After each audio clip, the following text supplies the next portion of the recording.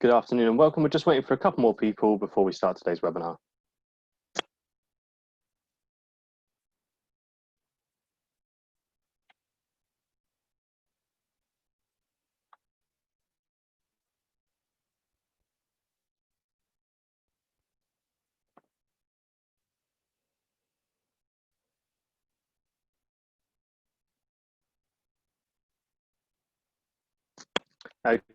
Okay, so we're getting started. Good afternoon and welcome to the Cybersecurity Stopping Attacks and Managing Risk webinar brought to you by Business West in partnership with Cyber Tec Security.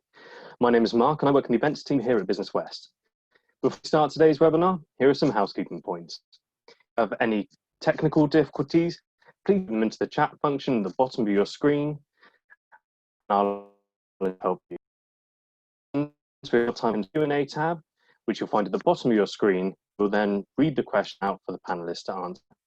If you'd like to ask a question but would like to be anonymous, please message your events team and I'll read them out privately.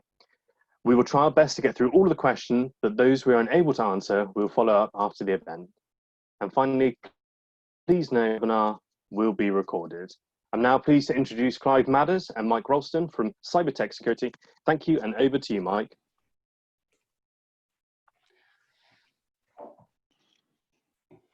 Thanks, Mark. So essentially this webinar, everybody, is just how to deal with the confusing situation presented to most SMEs about what to do about their cybersecurity. Next slide, please, Mark. Who are we? My name is Mike Ralston. I'm the Chief Executive of Cyber Tec Security. In history, I came here to study law almost 30 years ago. I've got an MBA from Cardiff. I'm an ex-IBMer and I've been running IT companies in Bristol for 25 plus years. Next slide, please, Mark. Clive Madders, who is our Chief Technology Officer, who has also been working with me for nearly 15 years. And he's been running the tech side of IT companies in Bristol and the Southwest generally for 20 plus years. In terms of relevance for this topic, he is a certified penetration tester as well as being certified in many other IT elements. So who are Cyber Tec Security? Well, we are what's called a certifying body for IASME, which is the accreditation partner for the National Cyber Security Centre, which is part of GCHQ. And there are qualifications there relevant to this subject. Next one, please. So why do SMEs need to address cybersecurity? There are very many stats to consider here, but one of the biggest ones is 46% of UK businesses reported a breach in the last 12 months, nearly 50%. Probably more, but they were just the ones that were reported. Next slide. 86% of these UK businesses experience phishing attacks, and 65,000 attacks occur on a daily basis to SMEs. So this is serious. Who's doing the hacking? This is just a general overview. Hacktivists are one. You've probably heard of Anonymous. Less so these days. Also the Syrian Electronic Army, they normally have an agenda or an ideology. Insiders who have privileged access to data, can be malicious, less so, more likely to be a mistake, accidental. Criminals, often driven by financial gain. This is by far the most common type of hacker out there now, or criminals funding hackers. It's usually theft of data, ransomware, cyber enabled or dependent. Hackers are themselves, you know, your classic kid in a bedroom, student, but they can be utilized by criminals. State-sponsored, less likely to see this in the SME side of things. They're trying to gain national advantage, well-funded and targeted. They're there to gather information. However, if you're part of a supply chain, supplying, I don't know, a defense contractor, then you may be targeted. In fact, you probably have been. Next one, please. Some of the general ways that they do attack, using malware, social engineering. An example of that could be leaving a thumb drive with the words company payroll on it in the canteen or car park. Someone will pick it up and someone will stick it in the company network. It won't have the payroll on it, it'll have a different type of payroll. Vulnerabilities generally in your network and IT setup, they will exploit those. Occasionally for big name targets, there will be a denial of service attack. You see that when William Hill will be attacked on Grand National Day, try and take them down. Less common these days. The next one, please, Mark. So what happens after a breach? Well, this is where the ICO come in, who have now sharpened their teeth and are issuing large fines. They will hold you accountable to a breach. There's going to be a major business impact following a cyber incident. You have 72 hours to formally inform those affected, which in most cases are your clients. So if you were a professional services organization, perhaps the lawyers or an accountant, and you had to let every single client know, how are they going to feel about that you your data has been breached because you didn't have sufficient security? I would guess that they may be looking for another lawyer or accountant.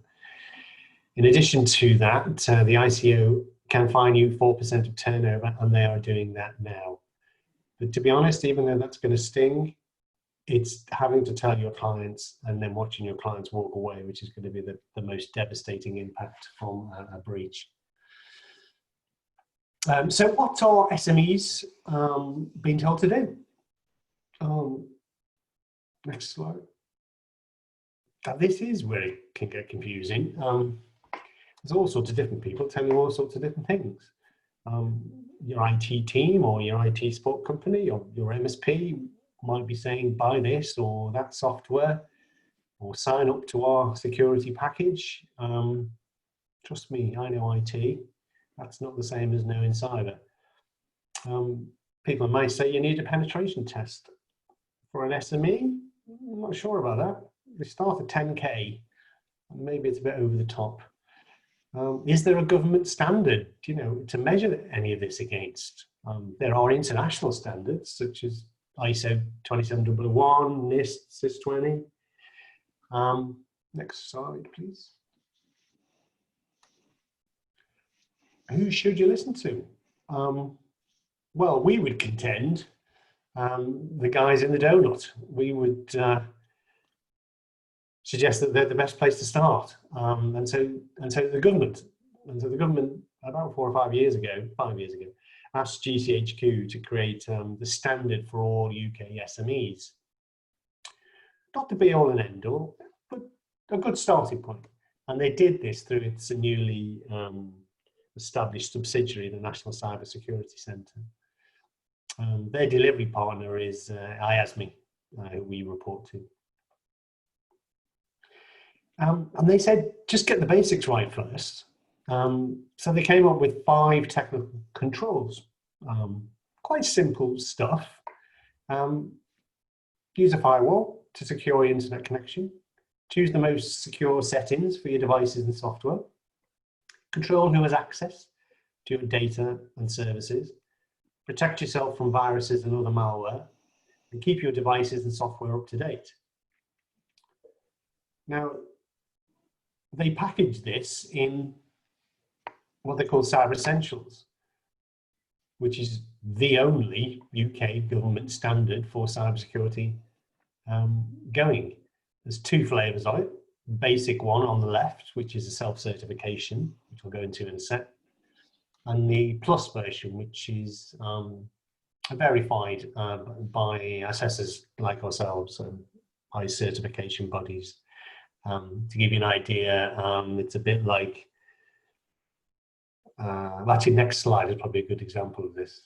If you go for self-certification, it's a bit like getting your L plates. You recognise there's a risk and you recognise you need to address it, and so, but you're telling people you're not quite sure yet, but you're working your way through it.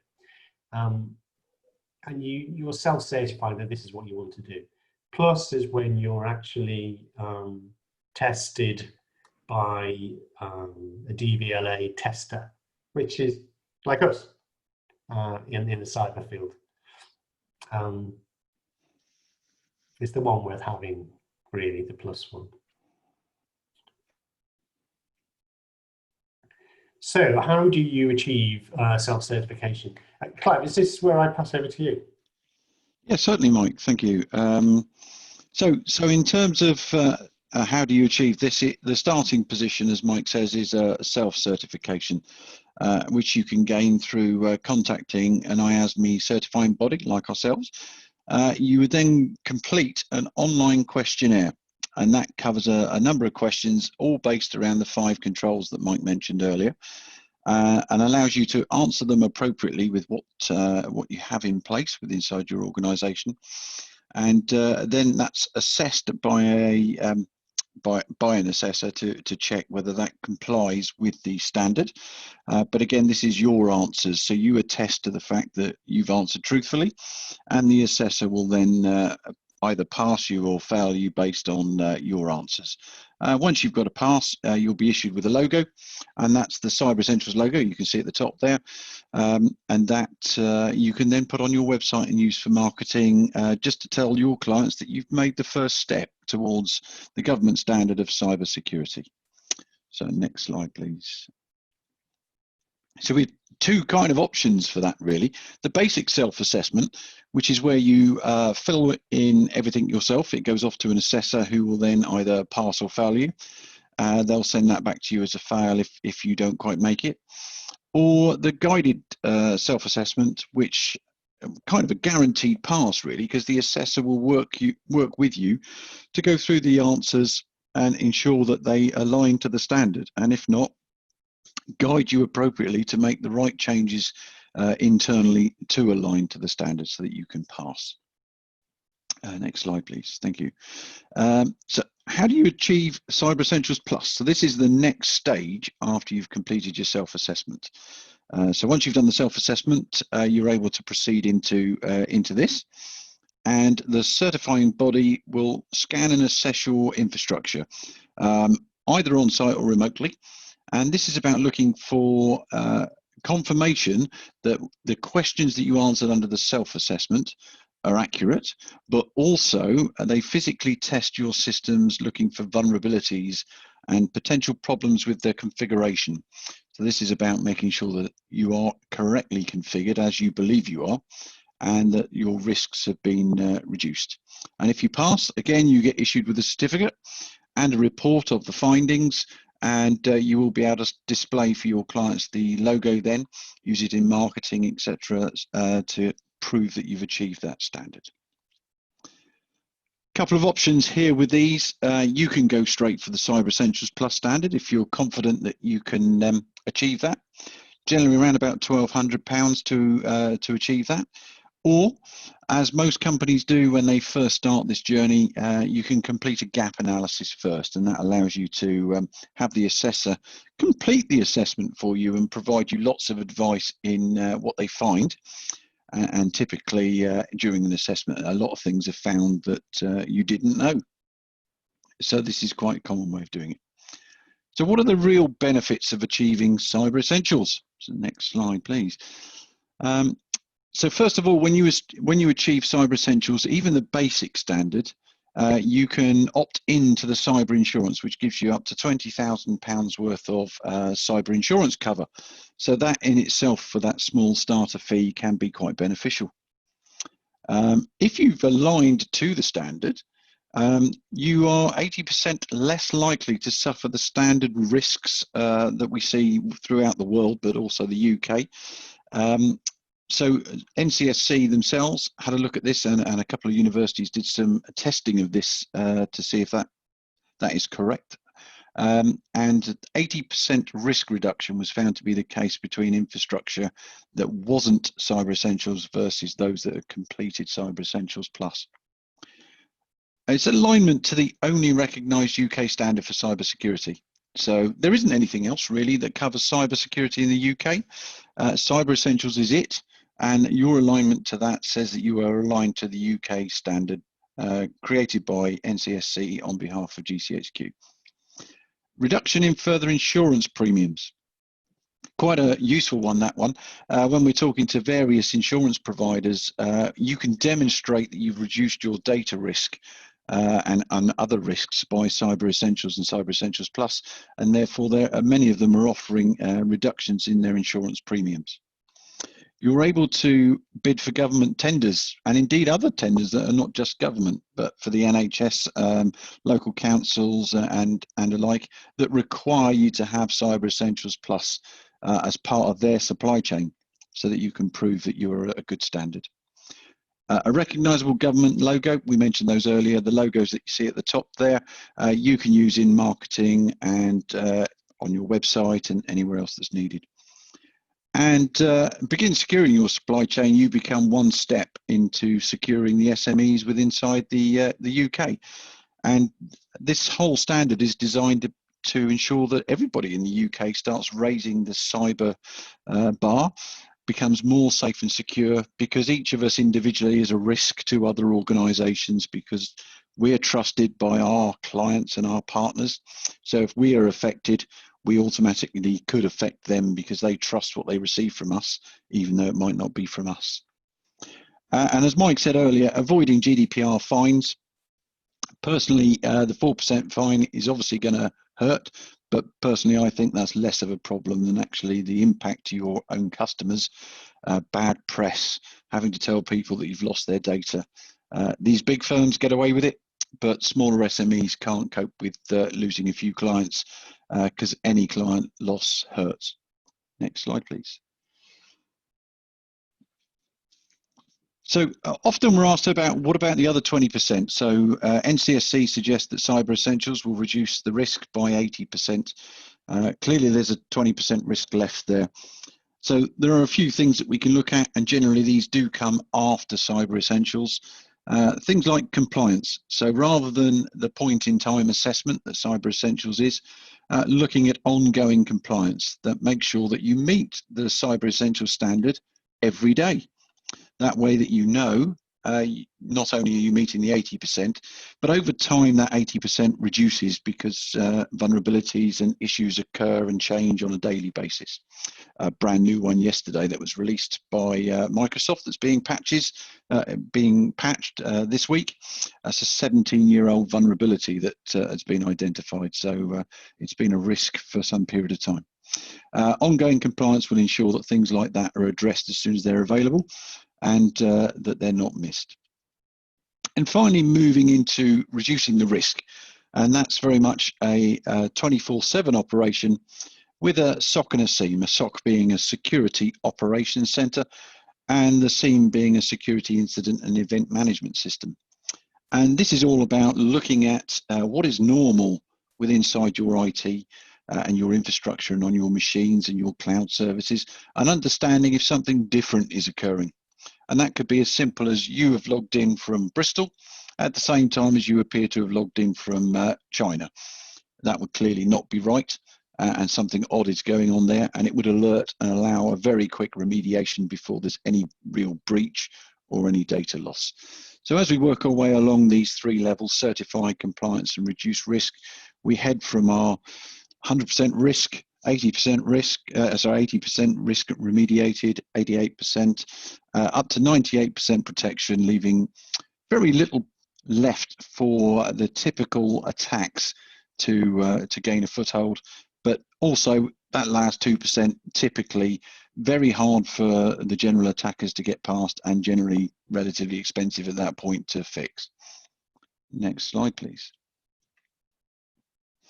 So as I mentioned, CE, Cyber Essentials, is a point in time, once a year assessment. The certifications last for 12 months, but the validity of it as such, in terms of you understanding that 80% risk reduction, is on the day of the assessment. You can make changes over time that reduces that. Continuous checks of the 5 CE controls and report a pass or fail using the software and human oversight. So when we get into Cyber Essentials Plus, we manually and literally check you via an assessor to ensure that you meet the standard. The continuous compliance will do that on a daily basis to make sure that you're covered. And with the continuous compliance, you can reassure your stakeholders, your insurers here to get the insurance discount, and partners, supply chain, that you are constantly aligned to the standard through those daily checks for compliance. And next slide, please. And finally, the detect and protect that we were talking about there earlier, the SOC and C, Security Operations Center, and the Security Incident and Event Management System. It reduces the risk by, again, confirming on a daily basis the state of security in your infrastructure. We use artificial intelligence within inside the scene, which will look for that behavior that's changed. Lots of file operations that aren't usual, somebody logging in from 2 places at the same time, things like that. That alerts the Security Operations Center, who can check the validity of the attack, if it is an attack, or whether it is actually something that's just a false positive, and then alert your IT team or you or whoever to remediate that. Dark web scans, that is to search the dark web, and the dark web is the area of the internet that cannot be searched by Google. These are generally hacking forums or threat areas where people post credentials that they've managed to scam off of people and stolen, and they put them up for sale along with other information. Continually scanning that for threat intelligence allows you to understand early on that there's a risk and therefore remediate against it.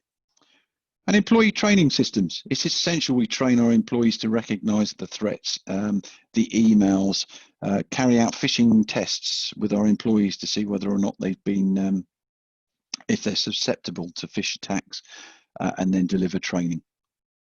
Okay, next slide. So check your inbox tomorrow for a free copy of the Ultimate Guide to Cyber Essentials, which covers everything we've talked about today, and will give you a lot more information into Cyber Essentials Plus, the process, how to start the journey, and things to think about. Thank you.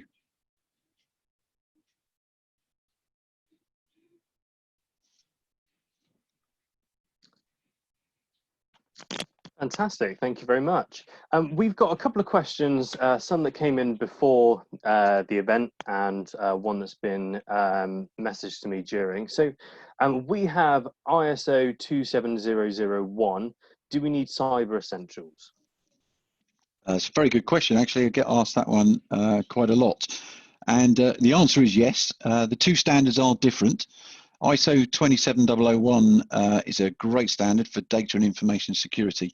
It is, however, much more process and procedure based. So it's about having a process and a procedure for everything that you do related to data and information security, but it doesn't actually check with inside that from a logical level, if you like, checking the systems themselves to ensure that they're configured and there's no vulnerabilities. So Cyber Essentials is kind of a nice bolt-on if you've got ISO 27001, which is a great standard, but it kind of delivers the cyber side of it rather than just the process and procedural side. Thank you very much. And then another one we've got is, we have everything in the cloud. Is this still relevant? Another good question. Yes, definitely relevant. So I often get asked about people that have infrastructure in Microsoft Azure or Amazon Web Services, things like that. Often people don't realize that they're still responsible for the server infrastructure or the equipment, or not the equipment, the virtual equipment that they have in the data center. So we would still look to protect that, and therefore Cyber Essentials would check that that is correctly configured and aligned to the standard. If businesses are completely cloud and not using infrastructure as a service, so not Microsoft Azure and Amazon and things like that, but they're actually using 365, Google, things like that, there's still a risk around the equipment that's being used to access that. So the users' desktops, laptops, tablets, phones. So Cyber Essentials is still a great fit for checking that your everything is aligned to a standard and therefore safe and secure. And then the last one, which is coming today, which is a question for now, which is working from home. How can the company be assessed if we are not in the office? Great question, that one. We've completed a lot of assessments over the last 3 months with everybody remotely. However, what we found originally was a lot of businesses, especially SMEs, might not have an office at all, so are kind of 100% working from home. Our solution allows us to actually assess anybody, whether they are in the office, at home, both, or working mobile. We can still assess you and make sure that you're safe. Brilliant, thank you very much. So, thank you very much, everyone, for joining us today. Thank you, Clive, and thank you, Mike, for your time and for your expertise.